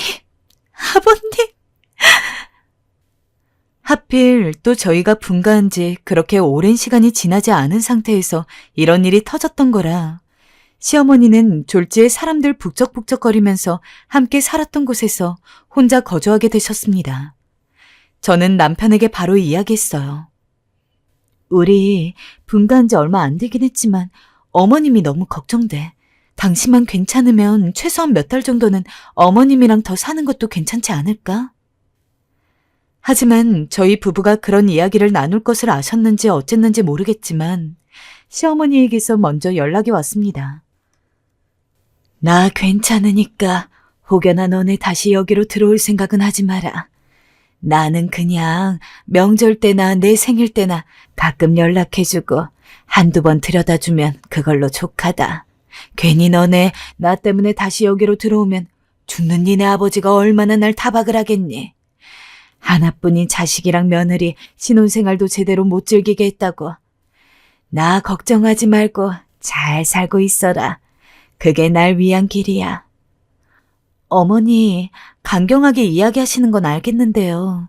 그래도 저희 입장에선 너무 걱정이 돼서요. 그냥 몇 달만 같이 살면 안 될까요? 안 된대도 내가 혹여라도 힘들면 자존심 괜히 세우지 않고 아가 너한테 제일 먼저 말하마. 그러니 안심하렴. 시어머니는 정말 끝까지 고집을 버리지 않으셨어요. 몇 날 며칠을 설득했지만 꿋꿋이 본인 집에서 지내겠다고 하셨어요. 그쯤 되니 저도 포기할 수밖에 없었죠. 또 다행스러웠던 건 당시 저희가 얻은 신혼집 자체가 시댁이랑 그렇게 멀지가 않았습니다. 그래서 최대한 자주 찾아뵙는 것으로 타협을 보고서 알겠다고 한 뒤 저희도 저희 나름대로 시아버지를 잃은 아픔을 추스렀습니다. 하지만 장례식이 끝나고 일주일도 채 안 된 시점이었습니다. 제가 거실에서 TV를 보고 있는데 갑자기 밖에서 비밀번호를 누르는 소리가 나더라고요. 처음 한 번은 그냥 집을 잘못 찾은 사람인가 보다 하고 넘겼는데 거의 3번 넘게 비밀번호를 틀리면서도 계속해서 제 차 번호를 입력하려고 키를 삑삑 누르는 소리가 들리는데 정말 전신에 소름이 돋더라고요. 하다못해 남편이랑 같이 있었으면 둘이 함께 무서워했겠지만 하필 그날 남편이 오랜만에 친구들과 술 약속이 있어서 저녁을 먹고 들어온다고 했던 날이었어요. 여자 혼자 집에 있는데 갑자기 그런 식으로 누군지도 모를 비밀번호 소리가 들리니까 소리도 못 지르겠고 미치겠더라고요. 게다가 인터폰 역시 고장이 난 상태라 밖에 누구인지 확인할 수도 없었습니다. 누구세요? 누구세요? 말을 하세요. 경찰에 신고할 겁니다. 겁이 났지만 계속 그런 식으로 있을 수는 없어서 큰 소리로 누구냐고 소리를 질렀습니다. 그랬더니 비밀번호 소리가 뚝 멈추더라고요. 한참을 그 상태로 가만히 숨죽이고 있었는데도 밖이 조용하길래 슬쩍 문을 열어봤습니다. 근데 문을 여는 중에 뭔가 문을 막고 있는 것처럼 툭 걸리자마자 정말 기절할 뻔해서 소리를 막 질렀습니다. 그러다가 어둠 속을 뚫고 자세히 보니까 실루엣이 너무나 낯익었습니다. 슬쩍 고개를 들이밀어서 꼼꼼히 살펴보니 세상에 저희 시어머니더라고요. 시어머니는 술을 많이 드셨는지 잔뜩 술 냄새가 나는 몸을 하고서는 저희 집 현관문에 기대어서 주무시고 있었습니다. 이게 무슨 일인가 싶어서 시어머니를 힘겹게 끌고 들어와서는 침대에 눕혀드렸죠. 시어머니는 침대에 누우면서도 계속 몸이 불편하신지 신음소리를 흘리셨고 급기야 화장실로 달려가기도 전 침대에 토라하고 말았습니다. 때마침 남편이 집에 들어와 이런 시어머니 모습을 보고 기절할 것처럼 놀라더군요. 아니, 술도 못 먹으시는 분이 이게 무슨 일이야? 그러니까 말이야. 아무래도 많이 힘드셨나 봐. 술 마시고 여길 찾아온 거 보니까. 전 그런 시어머니가 안쓰러워 몇 시간이고 옆에 있으며 깨어나길 기다렸어요. 그리고 몇 시간 뒤 잠에서 깬 시어머니에게 꿀물을 타다 드리며 어제 일 기억나냐 물었지만 시어머니는 아니, 내가 왜 여기 있대? 라며 본인이 저희 집에 오신 것을 전혀 기억하지 못했습니다. 어머니, 어떻게 오신지 하나도 기억이 안 나세요? 내가 왜 여기 있는 거니? 아니, 이 냄새는 또 뭐고? 나 토했니? 아휴, 세상에, 이럴 수가. 얘들아, 너무 미안하다. 내가 뭔 일 한 거니? 시어머니는 잠에서 깨자마자 저희에게 너무 미안해 하셨습니다. 하지만 뭐 집이 멀지 않기도 하고 술버릇이 있으신 건가 싶어서 계속해서 사과하는 시어머니에게 괜찮다고 하고 다음에는 위험하니까 꼭 집에 들어가셔야 한다고 신신당부를 한 다음에 시댁까지 모셔다 드렸습니다. 근데 그런 날이 그때 한 번뿐이 아니었어요. 평소 술을 거의 입에 안 대시던 시어머니였는데 시아버지가 돌아가시고 내심 많이 힘드셨던 것 같습니다. 근데 어찌 된 게 술만 마시면은 꼭 저희 집에 오시더라고요. 저번에는 계속해서 비밀번호를 틀려서 결국 제가 집까지 모시고 들어왔지만 이후에는 저랑 남편이 자고 있는데 저희도 모르는 새 저희 집에 이미 들어와서는 거실 소파에 주무시고 계시는 거를 아침에 보고서 깜짝 놀랐던 적도 있습니다. 그래서 그때도 남편이 깨기 전에 집으로 모셔다 드렸었죠. 여보, 어머님이 자꾸 술만 드시면 요새 우리 집에 오시는데 이걸 어떻게 해야 되지? 그러게 말이야. 벌써 5번째인데 거기다 기억도 못 하시잖아. 이렇게 술 많이 먹는 거 건강에도 안 좋으실 텐데 어떡하면 좋지?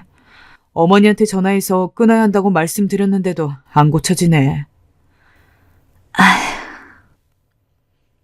남편은 심각해졌지만 사실 저희로서 머리를 맞대고 생각을 해도 시어머니가 알고서 찾아오는 게 아닌 상황에서 집으로 들어가게 할 방법을 모르겠더라고요. 게다가 한편으로는 시어머니 입장에서 그렇게 사랑하던 시아버지와 원치 않은 이별을 하게 된 이후로 얼마나 마음이 적적했으면 그럴까 싶기도 했습니다.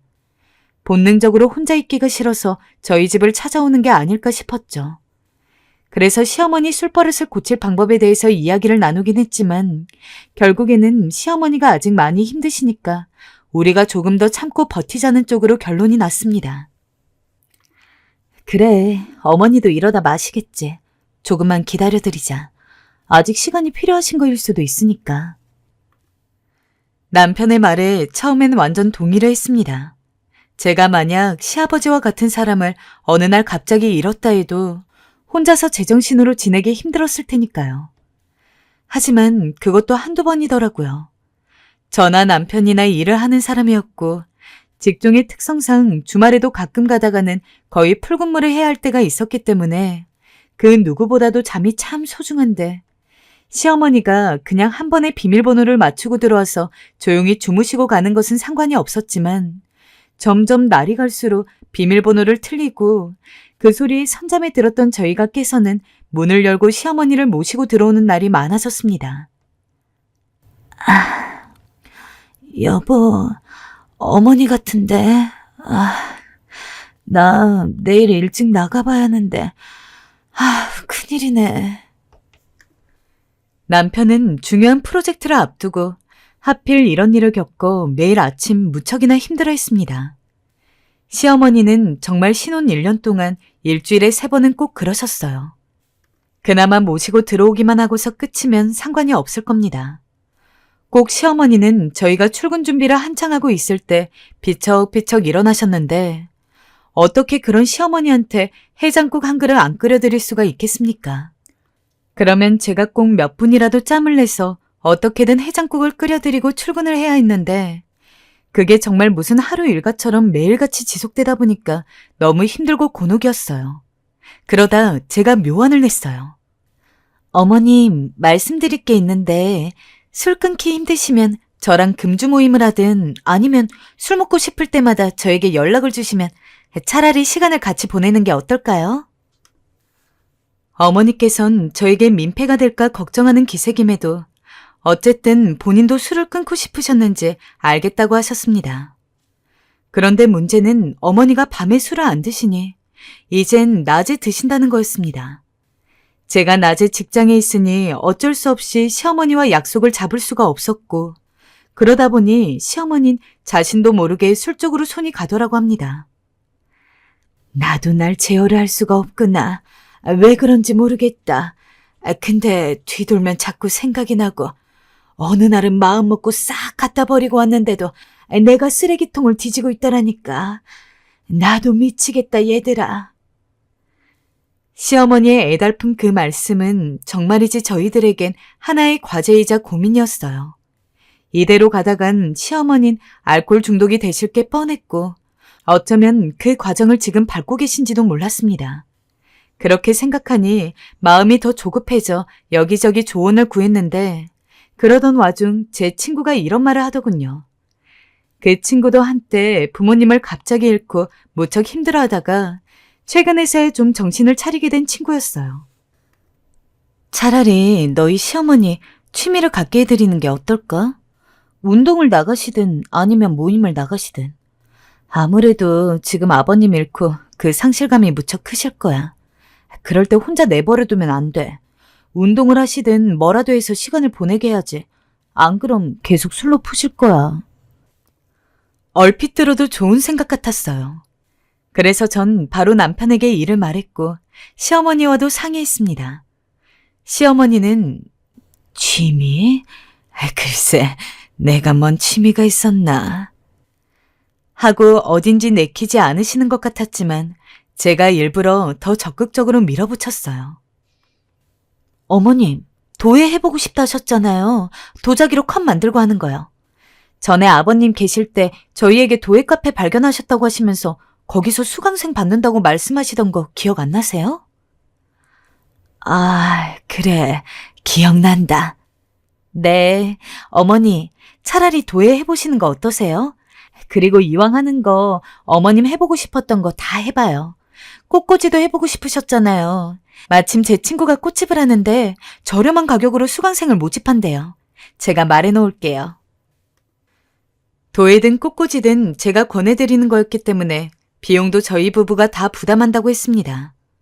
솔직히 저희 살기도 빠듯하긴 했지만 그런 게 뭐 중요하나요? 당시 저한텐 시어머니의 마음이 회복되는 게 더 우선이었기 때문에 이것도 해보시라 저것도 해보시라 쉴 새 없이 권해드렸어요. 처음에는 어느 정도 효과를 보는 것 같았습니다. 놀랍게도 시어머니는 취미 활동에 한번 발을 들이시자 거기에 열중하셔서 예쁜 컵도 접시도 저희에게 갖다 주시고 꽃다발도 사진으로 찍어 보내주시기도 하고 지인분들께 선물하기도 하고 그러더라고요. 거기다 운동 삼아 수영을 하시겠다 하더니 스포츠센터에도 등록하시고 그런 시어머니 모습을 보아하니 점점 아버님을 잃은 이 상실감에서 벗어나 회복하는 듯 싶었어요. 사실 만약 이 방법이 통하지 않는다면 최후의 방법으로 저희 집에서 모실 걸 생각하고 있었는데 어쨌든 어머니께선 다행스럽게도 본인이 알아서 마음을 추스르고 일어나고 계셨습니다. 어머님, 요즘 기분 어떠세요? 괜찮으세요?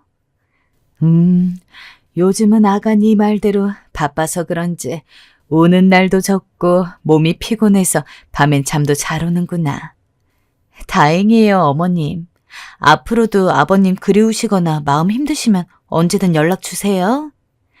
그래, 그럴게. 아, 나 이제 센터 들어가야 해서 먼저 끊으마.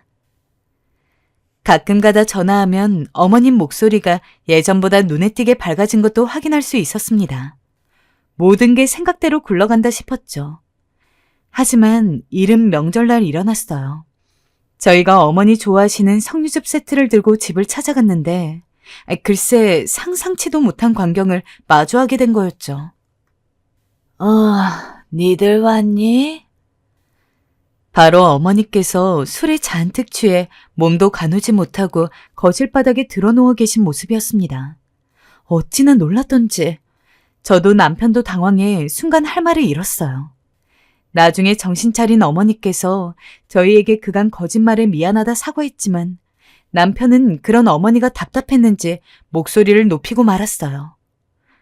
어머니, 솔직히 말씀하세요. 지금까지 얼마나 술을 드시고 있으셨던 거예요? 서너 번. 서너 번이나요? 그럼 도예며 수영이며 취미 활동은 어떻게 되신 거예요? 나가시긴 한 거예요? 가긴 했는데 끝나니까 다시 술 생각이 나더구나. 알고 보니 꽃꽂이도 그렇고 도예도 그렇고 수강기간이 다 끝났다고 하더라고요. 그 뒤 적적하신 나머지 다시 술을 찾으신 거고요. 남편도 이제는 제대로 심각성을 느낀 것 같았습니다. 저도 진짜 답도 나오지 않는 상황에 막막했어요. 그 후 시어머니는 다시 술에 손을 대셨고 다시 저희 집에 찾아오셨고 아침에 깨면 당연히 미안하다고 하고서 조심하겠다고 하고 가셨지만 사실 술 마시고 나서 자기도 모르게 하는 행동을 제어하기가 힘든 건 맞잖아요. 그렇게 저희의 걱정이 다시금 쌓여갔을 쯤에 저희가 생각지도 못하게 시어머니의 버릇이 고쳐지게 된 사건이 발생합니다. 그때는 저희가 몇 달간 진행하던 프로젝트 때문에 남편이고 저고 평일 주말 안 가리고 매일같이 야근하고 늦게 들어오던 때였어요. 그러다가 일이 마무리되고 성과금도 두둑히 받은 다음 처음으로 제대로 쉬는 주말이었습니다. 남편이랑 저랑 둘 다 금요일에 들어오자마자 우리 주말에는 정말 죽은 듯이 잠만 자는 거다. 라고 서로 약속까지 한 다음에 알람도 전부 다 꺼버리고 진짜 말 그대로 시체처럼 잠을 잤어요. 금요일날 빠르게 퇴근을 하고 들어오자마자 잤으니 아마 오후 9시부터 잠에 들었을 겁니다. 거의 11시간을 넘게 한 번 안 깨고 자다가 화장실이 가고 싶어서 제가 대충 아침 8시쯤에 한 번 눈을 떴던 것 같습니다. 너무 오래 자서 퉁퉁 부어가지고 앞이 제대로 보이지도 않는 눈을 하고서는 어찌어찌 벽을 더듬더듬 거리며 화장실 불을 켜고 문을 열었는데 순간 저 기절할 뻔했어요. 어머니! 여보! 여보! 시어머니가 화장실에 널브러진 채로 쓰러져 계신 거였습니다. 그러고 그냥 계신 거였으면 말도 안 해요. 시어머니 몸이며 세면대며 화장실 바닥 타일이 온통 피바다였죠. 검붉은 색의 피가 사방에 가득한데 그 중간에서 미동도 안 한 채 쓰러져 있는 시어머니를 보니까 정말 그때까지도 꾸벅꾸벅 몰려오던 잠이 순식간에 싹 깨더라고요. 여보, 얼른 일어나봐. 어머님이 쓰러졌는데 화장실이 온통 피투성이야. 남편도 저처럼 죽은 듯이 자고 있었는데 급하게 자고 있는 남편까지 깨워서는 화장실로 데려갔습니다. 남편은 비몽사몽인 상태로 무슨 일이냐며 저를 따라서 걷다가 본인도 화장실 안 광경을 보고 화들짝 놀라더니 급하게 시어머니를 업고서는 차에 태우고 응급실로 향했죠. 평소 같았으면 저희가 잠기가 밝은 편이어서 시어머니가 비밀번호 누르고 들어왔을 때 깼을 겁니다. 근데 저나 남편이나 너무 피곤했던 나머지 그 어느 때보다도 골아 떨어져 있었는데 하필 그때 시어머니가 이 지경까지 온 거였죠. 차를 타고 가면서도 손이 덜덜덜 떨렸습니다. 시어머니 입가에 묻은 피를 막 닦아드리는데 진짜 눈물이 나올 것 같더라고요. 아버님, 제발 저희 어머님 좀 살려주세요. 삶에 치이느라 바빠서 시아버지도 잠시 잊고 있었는데 정말 당장이라도 돌아가실 것 같은 시어머니 얼굴을 보고 있자니 너무도 자연스레 시아버지가 떠올랐습니다. 부디 하늘에 있는 시아버지가 시어머니를 지켜주길 바라면서 속으로 중얼중얼 계속해서 기도했던 것 같아요. 어찌저찌 응급실에 도착해서 시어머니를 눕혀두고 저와 남편은 당장이라도 쓰러질 것 같은 얼굴로 시어머니 곁을 지켰습니다. 그런 저희 옆에서 같이 심각한 얼굴로 시어머니를 이것저것 살펴보던 의사는 몇 번이고 고개를 갸웃거렸습니다. 그러더니 갑자기 묘한 표정을 지었죠. 이 환자분... 거기까지 말하고 끊더니 의사는 혹시 모르니까 검사를 조금 해보겠다면서 저희에게는 잠시 앉아서 기다리라고 했습니다. 일단 의사가 기다리라고는 하니까 기다리는데 저나 남편이나 정말 불안해가지고 혼났어요. 특히 저는 마지막에 봤던 의사의 묘한 표정이 계속 신경 쓰였죠. 혹시 저희한테 대놓고 이야기하기가 힘들 정도로 시어머니 상태가 심각한가 싶어서요. 보호자분, 잠시만 와보세요. 정말 천년 같은 시간을 기다린 후에 의사가 저희를 불렀습니다. 신발도 제대로 못 신은 채 헐레벌떡 의사에게 가니까 의사는 어쩐지 웃음을 참고 있는 듯한 얼굴이었어요. 그리고 사실상 돌아가시는 거나 다름없다고 생각했던 시어머니도 생각보다 멀쩡한 낯으로 깨 있었는데 얼굴이 시뻘건 상태로 저희 눈을 못 마주치시더라고요. 이게 무슨 일인가 싶어서 어안이 벙벙하게 있는데 의사가 이야기를 했습니다. 이거 피가 아니라 복분자 술입니다. 네? 복분자 술이라뇨? 남편과 저는 벙쪄서 아무 말도 하지 못했고 복분자 술이라는 단어가 나온 순간 시어머니는 정말 더 이상 얼굴이 빨개질 곳이 없을 정도로 새빨갛게 달아오른 상태로 병원 침대에 가만히 누워서 수액을 맞고 있었습니다.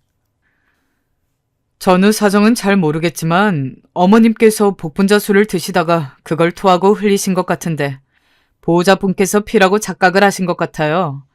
큰 병이 있다거나 하는 건 전혀 아니니까 걱정 아예 안 하셔도 됩니다. 오히려 지금 연세 친구는 너무 쌩쌩하신데요. 그래도 나중에 더 나이 드시면 갑작스럽게 안 좋아질 수도 있으니까 술은 조금 자제하시는 게 좋을 것 같아요. 수액 다 맞으시면 간호사가 빼드릴 테니까 그때 돌아가시면 됩니다. 살아생전 이런 일은 처음이었습니다. 시어머니뿐만 아니라 저도 남편도 새빨개진 얼굴로 가만히 그 자리에 있었죠. 저희 병원에 들어올 때 시어머니 없고서 정말 무슨 드라마에나 나오는 사람들처럼 온갖 난리를 쳤는데 먼저 있던 주변 환자들이 괜히 힐끔힐끔 쳐다보는 것 같아서 저랑 남편은 애써 핸드폰을 보는 척하고 어머님은 이젠 아예 포기했는지 그냥 눈을 감고 자는 척을 하시는 것 같았습니다. 간호사가 수액팩을 떼주자마자 시어머니는 벌떡 일어나시더니 얼른 가자꾸나 라며 저희보다도 빠르게 걸음을 옮겼어요. 남편 차를 타고서 일단 시어머니를 모셔다 드리기 위해서 시댁에 가는데 이제 슬슬 어머니가 건강하다는 확신도 들었고 긴장이 풀리니까 이 상황이 웃음이 나더라고요. 저희야 그냥 착각을 하고 끝날 일이지만 시어머니는 이 복분자 사건의 당사자 아닙니까? 그걸 떠올리니까 뒷자리에 계시는 시어머니가 병원에서 빨간 얼굴로 아무 말도 못하고 있던 것이 자꾸 생각이 나서 웃음을 못 참겠더라고요. 근데 차마 시어머니 계신 곳에서 예의 없이 대놓고 웃을 수가 없어서 저나 남편이나 콧구멍을 벌렁벌렁 거리면서 간신히 참았습니다. 그리고 시어머니를 모셔다 드리고 집에 들어가자마자 저희 둘이서 정말 배꼽을 잡고 웃었어요. 진짜 우리 엄마지만 정말 대단하다. 대단해. 그게 복분자 술인지도 모르고 정말 피라고 생각했을 때는 눈앞이 깜깜했고 시아버지 잃은 지 얼마 되지도 않았는데 어머님까지 보내야 하는 건지 정말 속이 다 뒤집힐 정도로 힘들고 고통스러웠는데 모든 일이 술술 풀리고 나니까 대체 언제 그렇게 힘들었냐는 듯 웃음만 나왔습니다. 시어머니를 댁에 모셔다 드리면서 저희 얼굴도 제대로 보지 못하는 상태로 빠르게 들어가봐라 라고 한마디만 남긴 뒤 황급히 집으로 들어가는 시어머니 모습도 너무 재밌고 귀여우시고 지금 그 일이 생긴 지 2달 정도 지났는데 시어머니는 그 사이에 단 한 번도 저희 집으로 오시지 않았습니다. 맨정신으로도 그리고 술에 취한 상태로도 말이죠. 남편한테 대충 들어보니까 시어머니가 그때 이후로 느끼신 게 있는지 아예 술이라고는 입에 대지도 않는 모양입니다. 솔직히 제가 시어머니였어도 그랬을 것 같아요. 며느리랑 아들 보기 얼마나 창피하시겠습니까? 하지만 그 마음은 당연히 이해하지만 그래도 저랑 남편은 이제 정말 괜찮은데 그래서 남편이랑 잘 이야기해가지고 서로 시간 괜찮은 날을 하루 잡아서 저희가 직접 시댁으로 가려고 합니다. 그러면 시어머니도 이제 조금 괜찮아지시겠죠. 갑자기 저희 시어머니 귀여운 일화가 생각나서 한번 풀어봤는데 어떠셨을지 모르겠네요. 빨리 바쁜 일이 끝나서 시어머니와 민망한 상황을 풀고 다시 예전처럼 한 가족처럼 오손도손 지낼 수 있는 날이 왔으면 좋겠습니다. 그리고 시어머니께서 슬픔을 좀 덜 수 있도록 제가 앞으로도 많이 노력해야 할 것 같아요. 마지막으로 어머님, 사랑하고 사랑합니다. 아버님은 비록 가셨지만 저희가 옆에 있으니 너무 외로워하지 마세요.